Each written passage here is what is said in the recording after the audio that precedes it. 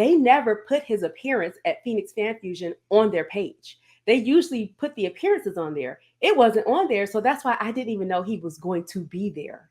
Um, Mm. I happened to go directly to the Phoenix Fan Fusion Instagram, and I saw that they put him down as a guest, and I said, "Wait, what?" I was like, "Are they playing with me?"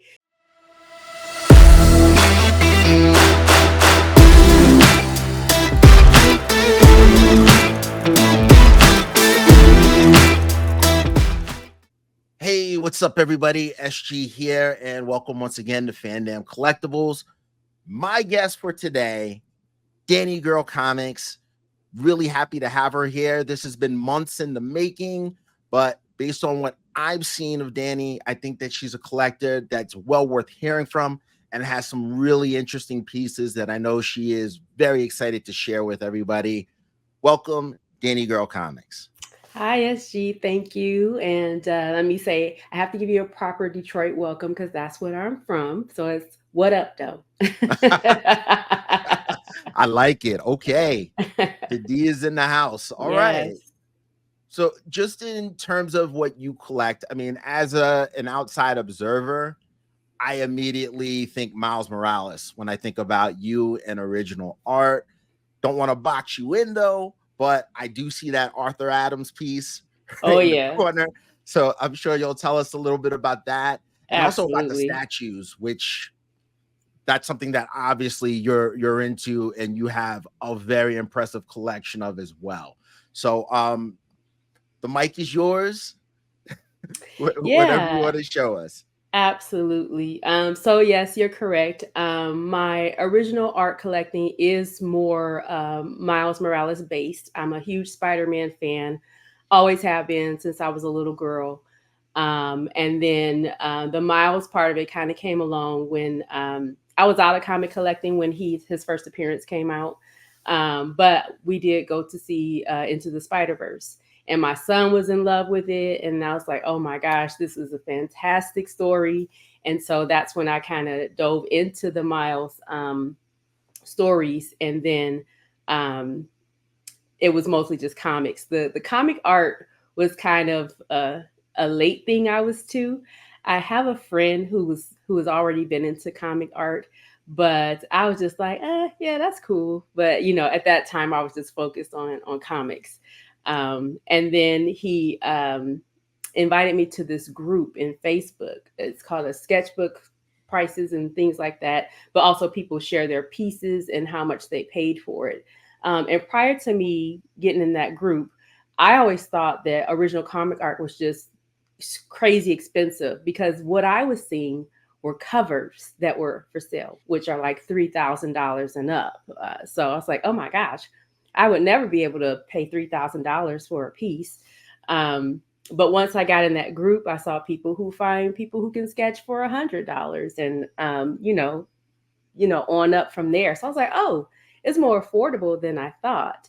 Um, and then just watching and observing from there, and then watching your channel, started connecting with other collectors to try and gain some knowledge on how to go about collecting original comic art. So that's kind of where it started. Thank you for sharing your journey with us. And it is a familiar story for those who have been watching me. And, a lot of people who, upon returning to comics, decided to really go along the original comic art path. The comics were what brought us back. And, some of the media representations of these characters, like Into the Spider-Verse. But ultimately, along the way, we found out that this is a somewhat affordable part of the hobby, and then the rest is history. Yeah.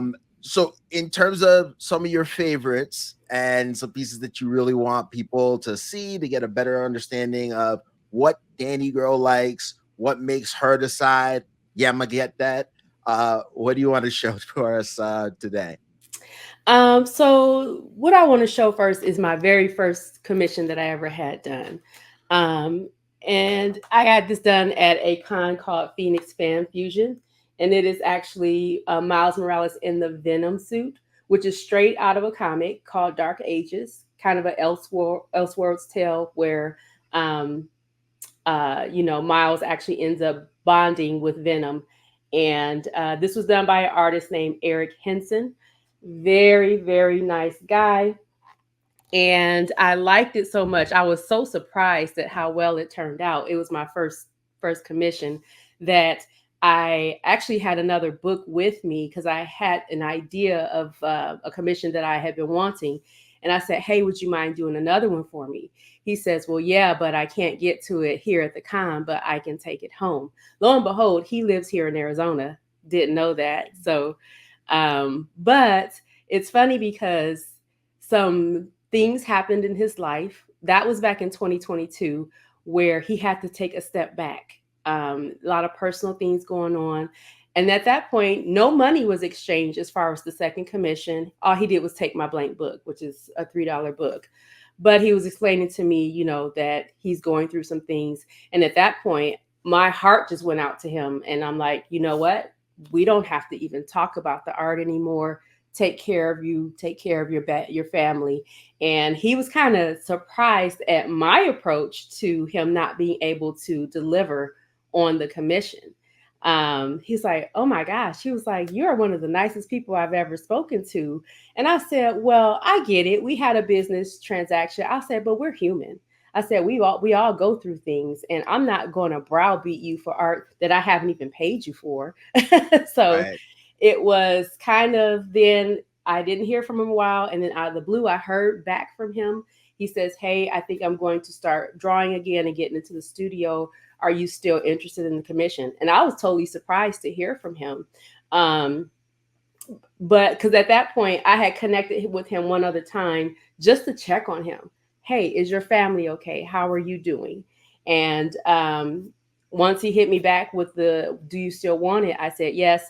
However, some more months went by, and he had another tragedy happen. And then so it was just like, "Don't worry about it." And so he was like, "You are one of the most patient clients I have ever had." And I'm like, "It's just a book. You don't have to worry Right. about it." But he was so professional and wanted to deliver on the agreement that we had. So the agreement was for this. I had an idea to get a tribute to the Biggie in Crown, Ah, which is the King's okay. Spawn. And needless to say, I was impressed and it was worth the wait. For It's like, sure. yeah, so, it's like a year and a half wait, but I absolutely love this piece. And the funny story about this is people thought this was an actual variant cover. Um, I had people That's asking always the me, best feeling when yeah, you get a commission piece and people look at it and they're like, "Wait a second, when was this released?" And it was yeah, like, it was happening a lot. They were like, "Oh, I can't find that book at the shop." Like it's not in the shop.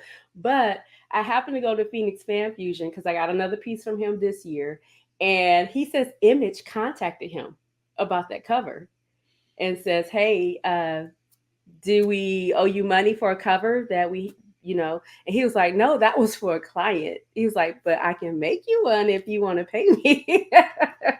So it got wild where people thought that was a real cover. So you know what? If he does move forward, you still have the original. yeah, You have the prototype that caught Image's attention. yeah, So that is still, not only is it great just looking at it on its own, if that book does go on to end up being an actual King Spawn variant, that's just another notch in your belt. That's one more reason to right. show it off. Yeah. So that was kind of my first experience with getting a commission. And like I care about people. So in the end, I've seen stories of people who get nasty with artists, and I'm just like, well, that's not cool. They're still human beings.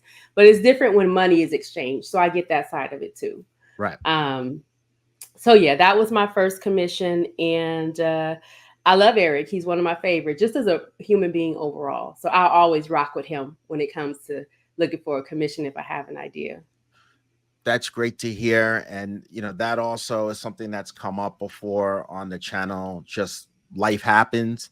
And there are situations where, yeah, there is that business understanding. Like you said, when money is exchanged, sometimes people, do kind of feel like they have to be a bit more rigid in their approach to Hmm. things. Yeah. But when you're talking about personal tragedies, unforeseen financial issues, health issues, it's important to just take a step back and look at it on a human level. Uh, Absolutely. and you can always kind of get things back on track if that understanding is there. Like, hey, this is a person who's going through something. This is a person who's trying to, deal with this situation. The art's going to be there. Um, Absolutely. so, it's good to build that rapport and relationship with artists, because usually down the line, you will be somebody who they respect and they remember. And, you can kind of go back home, so to speak, and work with them in a future capacity. Absolutely. So we'll go ahead and talk about this one, which is the Arthur Adams, which is like a grill piece.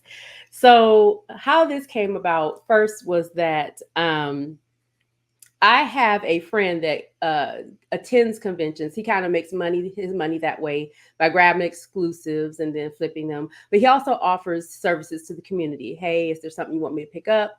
Things like that.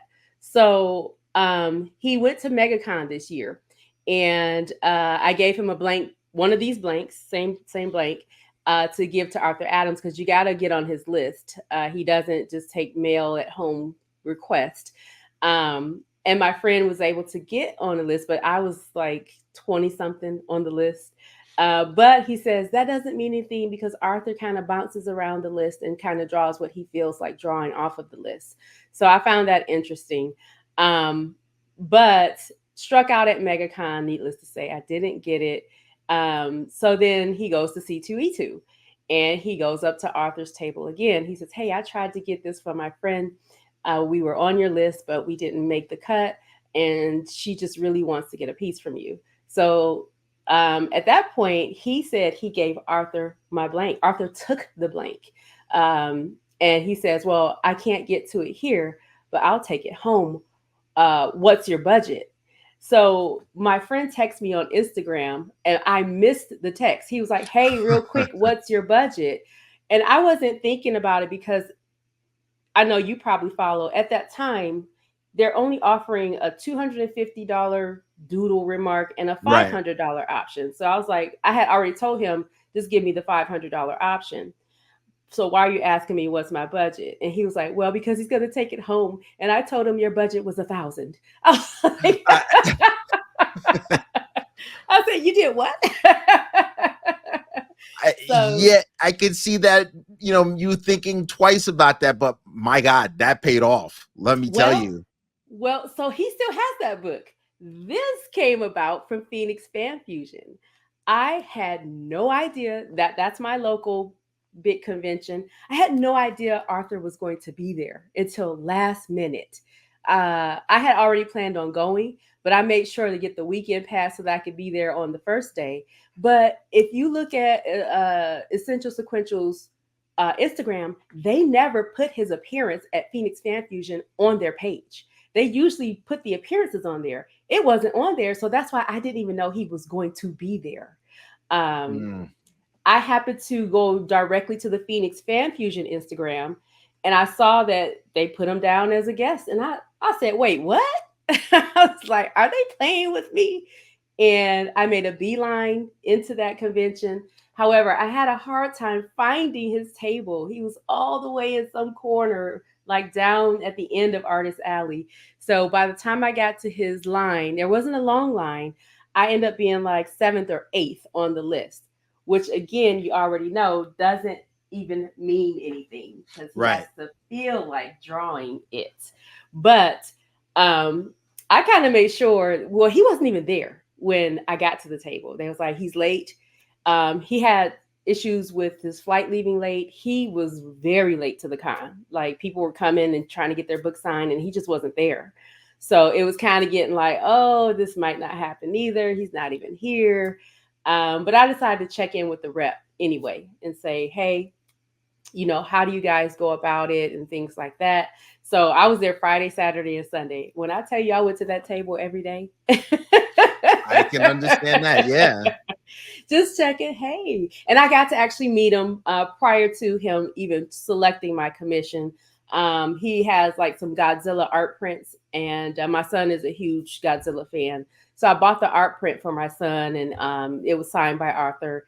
And we talked. He's very funny, very, very nice gentleman to speak to.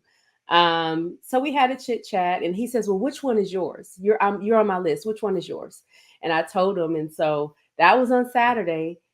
Heard nothing from them all day Saturday, and then on the last day, I'm at home. I haven't even made it to the con yet, and I got a text. Your Miles Morales is ready. I was like, oh my god, Wow.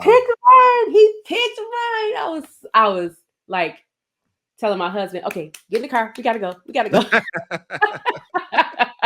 I don't blame you. Oh, wow.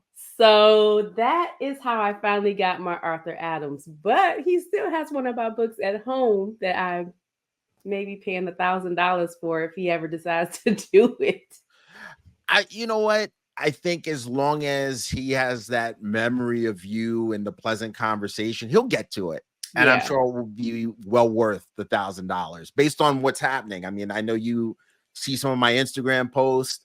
Oh Um, my gosh. Oh yeah. So my goodness. $1,000 really means it'd be what, like a $5,000 piece on Nerdcrawler? I mean, so I think you'll get your money's worth, and a lot of people will be quite envious Right? of what you've managed to secure. Right. And this was the $500 option, by the way. And to be honest, I was totally surprised because they're usually headshots. Right. So when I saw he got arms and torso and a Yeah. full background, There's a I lot of was detail. blown away. And that was the $500 option that I got that for.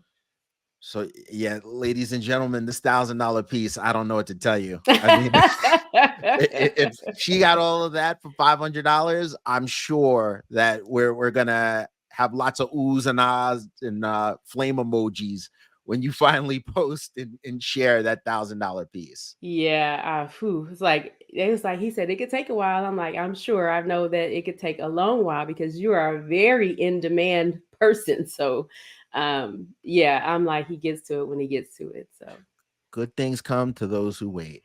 yeah, I mean, I like the artists when they don't necessarily hold your money hostage. That's kind of I've seen those stories and they're gut wrenching, and I'm not even the one going through it. So, he says no money until I actually do it, and we'll contact you if I do it. So, I A actually like class that approach. act. Yeah, yeah. Definitely a class act.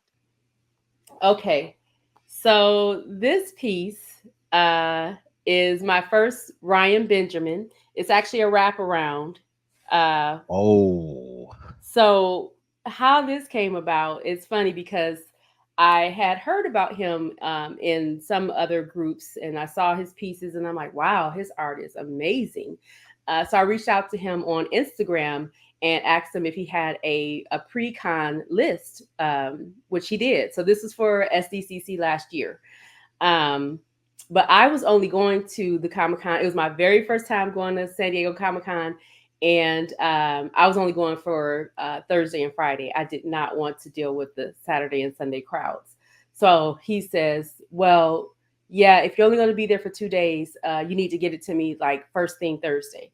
So I'm like, "Okay, I will be at your table first thing Thursday," and I go straight to his table, but he's not there yet, and it's SDCC, and I had other things that I was trying to do, not necessarily that prioritizes over him, but there was an exclusive that DC was selling that I wanted to get to. So because he wasn't at his table, I said, "Oh, I'll go ahead and just run to the DC area real quick and get the exclusives that I want and shoot back to Ryan and give him my book." However, the DC line took hours. I can imagine. I can So I'm imagine. panicking. I'm like, oh my God, I'm over here. I'm stuck in this line. If I leave this line, I am toast because I won't get what I was standing here for. And yeah, I was sweating bullets because I'm like, I'm only here for 2 days and I was supposed to drop it off first thing and I'm stuck in this line. So I made a beeline after I got the stuff done at the DC table. And he was so nice. He's a very nice guy. And he says, "Yeah, don't worry about it." He was like, "It's still morning and I should still be able to finish it by tomorrow. He was like, come see me tomorrow. He said, I will prioritize to make sure you have it since you won't be here Saturday and Sunday. So that's what he did. And needless to say, when you give them the book, it's up to you tell them what you're looking for, at least the general idea, and then they go by their interpretation. I was not expecting it to be a full wraparound. um That is gorgeous. yeah. That is unbelievable. Yeah, so I was again blown away, and I love Ryan's work. So I got another piece from him through an opportunity through 4C Comics, and I actually have another piece that's on the way that was done with his pencils and inks, and Alex Sinclair colored it. So Okay, listen, yeah, it that's a definitely. Miles piece. Okay, so Yeah, yeah, looking forward to seeing when you actually post that. But yeah. that wraparound, I mean, ink and pencils don't get much better than that. I mean, that is amazing to look at. Yeah, he is a killer with his pencils and inks. Oh my gosh, that man can draw. I mean, and going back to the idea that it looks publishable, to me, that almost looks like a 1 in 100 variant. Like sometimes Right? Marvel will drop, like in DC, also those sketch Yeah. variants. I mean, Yeah. that's how polished that looks. That's Yeah. incredible. Yeah, absolutely. So as you can see, it's Miles centric. However, I do collect Daredevil, Damian Wayne, and a little Batman. So a project that I started was getting some Batman headshots. I have the Batman, and then I wanted to get his rogues. I've seen So that freeze before. I remember when you posted that. yeah. Awesome Uh, Batman. so this is a project. I decided I bought a lot of this particular blank, and I said I'm going to get a rogue set. So it kind of started with Batman, and then I was like, oh, that turned out kind of cool. I wasn't really a headshot, type of person, but I love the way it turned out. And so now I started getting the villains, Okay. and I actually have a book with Mark Morales right now. Uh, and I gave him artist choice of a villain. So it's either going to be Two Face or Killer Croc. So we'll see how that turns out. Okay. And Mark Morales, another, when you're talking about anchors of Mm-hmm. note, that's something I'm looking forward to seeing. And Yeah. also might be able to get him on the channel. Stay tuned. Okay. We'll Yeah, see. that I definitely will take a look at that. So, it's not all Spider-Man everything. I do have a little Batman thing going here. Um, but I also want to get a Miles Rogue, kind of like this, but it's going to be Miles villains. So that'll be something I'll start next year, though. Um, this year has been a lot. A lot, but very impressive. I Yeah. can't wait to see what you add to the collection you have. Um, Let me ask you though, in terms of a dream commission, because in a way it seems like Arthur Adams really has been the highlight so far. Yeah. Um, who haven't you had a chance to get a piece from that would definitely maybe overtake Arthur and be really the biggest get for you as a collector? Um, I don't know if it would overtake Arthur, but one that has been high on my list for a long time is David Finch. I want a David Finch. David Finch Batman, David Finch Daredevil, Moon Knight. Actually, it would be, and I hate it because he's done so many of them, but it was a Wolverine is what I would want, Oh, because I do okay. collect Wolverine sketches too. Okay. Yeah, David Finch Wolverine. yeah, Hope you get it and yeah. hope you post it because I would Well, definitely want to see that as well. he started offering a large remark option. I don't know if you've seen them, but I it's I like have seen them. They look good. the way they're naming these, it's like remark. Yeah, it's interesting. And I did like a really short video maybe a year ago, sketches versus remarks. And I don't think as collectors and as industry personnel, we're on the same page when it comes to the vocabulary. Right. Usually when I think a remark, it's just like a nice, quick kind of sketch that Yeah. lets you know it's like personalizing. the piece, the signature, but I don't really expect something of genuine artistic value. I hope that doesn't sound too snobby, but Right. usually it's just like, hey, I met so and so and check it out. They signed Right. it and they did a little quick doodle for me. Right. But some of these artists, they say remark, you cannot snub your nose at that Right. because again, Arthur Adams, some of these pieces that have He been calls selling these on eBay, doodles. right? Doodles.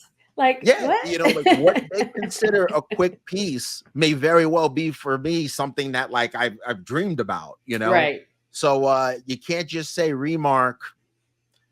You got to see what they consider remarks, and hopefully other collectors are posting some of the pieces that they've acquired. And oftentimes you'll change your mind real quick when Yeah. you get a glimpse of what they're calling a remark. Yeah. There's one more piece that I want to share because it's special. And it's this. The Oh, reason why it's special is because this is my son. Um, Corey Ross? yes, Corey, this was a gift. I posted a happy birthday on my Instagram of my son, and this is actually from a picture that I took of my son. He was wearing his Miles Morales hoodie, and he was trying to pose like one of the Miles Morales comic covers. And I took the picture and posted it, and gave him a shout out and a happy birthday. And then I get a DM from Corey. He says, "Hey, can I gift?" And then my birthday had just passed as well, so my birthday is December 25th, and my son is January 11th, so just a couple of weeks apart. He says, "Can I gift something to you and your son?" And I was like, "What?"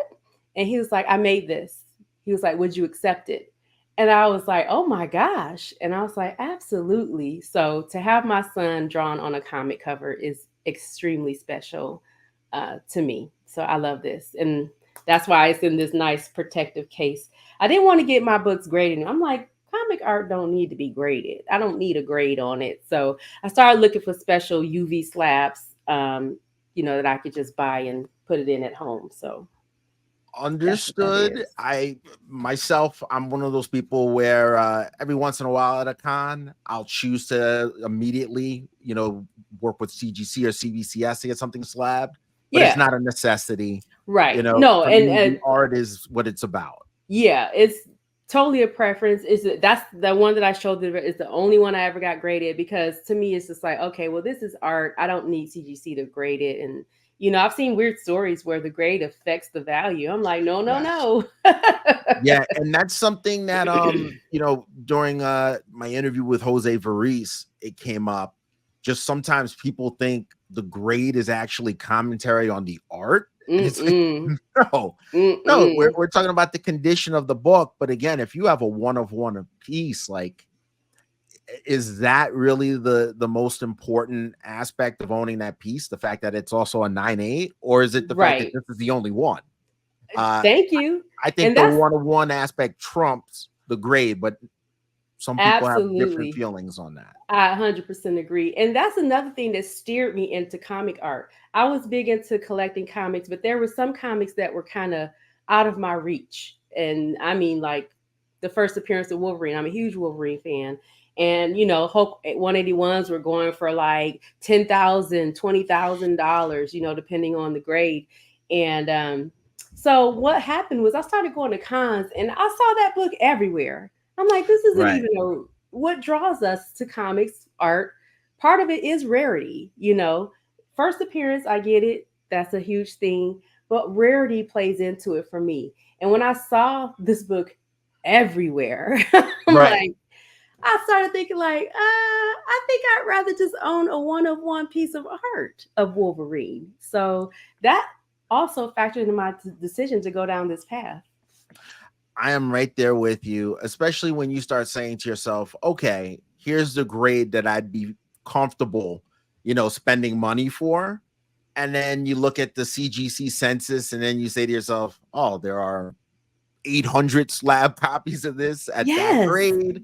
And Yes. then it may not even be a grade that really stands out. You start to say to yourself, for that money, I can, get in touch with an artist who I really appreciate, get a one-on piece.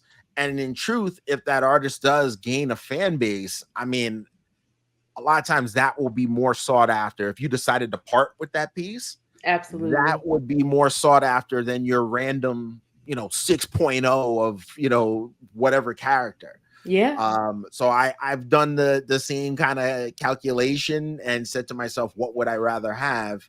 And here I am, here you are. Absolutely.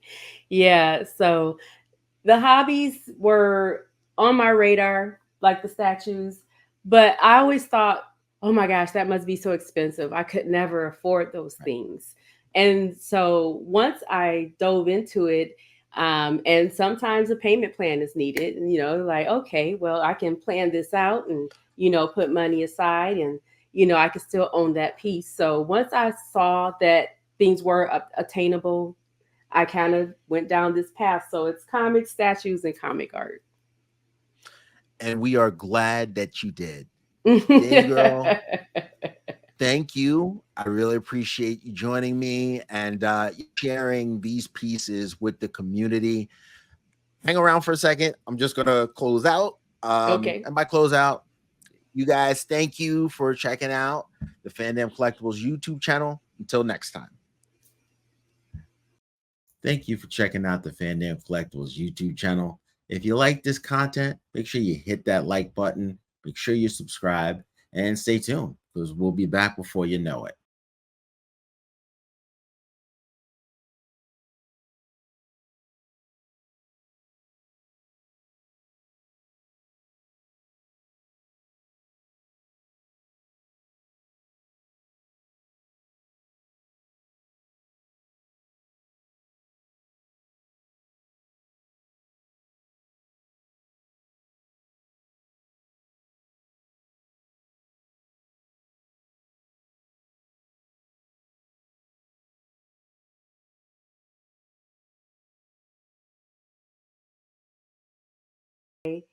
Heard nothing from them all day Saturday. And then on the last day, I'm at home. I haven't even made it to the con yet. And I got a text. Your Miles Morales is ready. I was like, oh my God, he picked mine. He picked mine. I